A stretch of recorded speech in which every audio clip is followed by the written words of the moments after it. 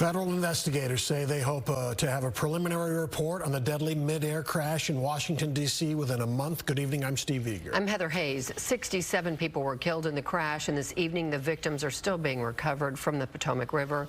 An American Eagle passenger plane and military helicopter collided last night as the plane was landing at Reagan National Airport. The focus is still on the recovery mission, but President Trump also made politically charged remarks as he offered condolences today, criticizing diversity goals at the FAA under President Biden. There are questions about air traffic control staffing at the time of the accident. Fox 4's Sean Rabb in studio with what has unfolded today. Sean. Yeah, quite a lot, starting with a federal aviation report that says one controller was doing the job of two at the time of the tragedy. President Donald Trump, speaking today, said our nation is in anguish. Then he went on the attack. But the National Transportation Safety Administration, an independent government agency, said it wouldn't speculate, but rather gather facts in this first full day of leading the investigation. The grim work of recovering bodies from the watery grave in the Potomac River continues. At a late afternoon news conference, the chairwoman of the National Transportation Safety Board said there'd be a whole team of government response. We have not recovered the flight data recorders yet. We know they're there. They are underwater. This is not unusual for the NTSB. We have many times recovered flight data recorders in water. Transportation Secretary Sean Duffy said both the Black Hawk helicopter and the American Eagle plane were in standard flight patterns, the plane on final approach into Reagan National. And at this time, we don't know why the military aircraft came into the path of the PSA aircraft. This is the bottom line question. If both flight paths were standard, how did this horrific mid-air collision happen? Retired American Airlines pilot Robert Levy.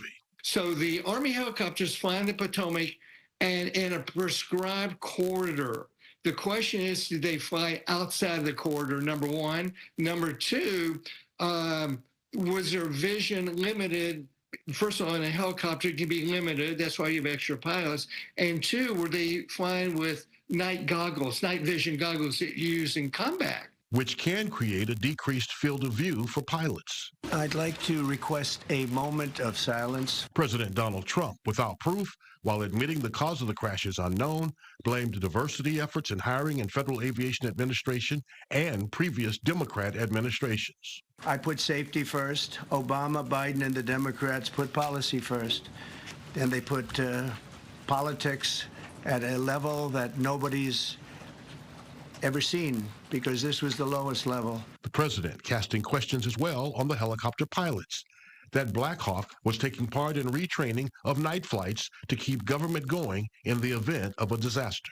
Defense Secretary Pete Hegseth said a mistake was made.